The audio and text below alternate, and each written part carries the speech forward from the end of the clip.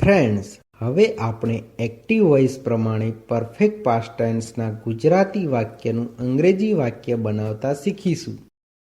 Friends, યાદ રાખો, I, he, she, it, we, you, they, any name આ બધા સાથે હેડ વપરાય છે. ફોર્મ્યુલા: પોઝિટિવ એટલે કે હકારવાચક વાક્યો માટે સબ્જેક્ટ પ્લસ હેડ plus verb 3 plus object plus other words. આ ફોર્મ્યુલાનો ઉપયોગ થાય છે.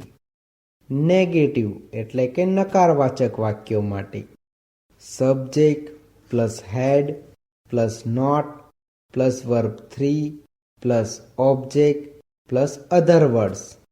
આ ફોર્મ્યુલાનો ઉપયોગ થાય છે.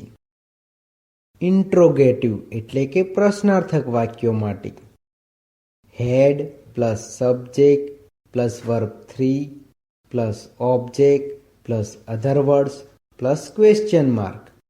આ ફોર્મ્યુલાનો ઉપયોગ થાય છે. ફ્રેન્ડ્સ, યાદ રાખો, પરફેક્ટ પાસ્ટ ટેન્સના એક્ટિવ વોઇસના વાક્યોમાં ક્રિયાપદના મૂળ રૂપનું ભૂતકૃદંત થાય છે.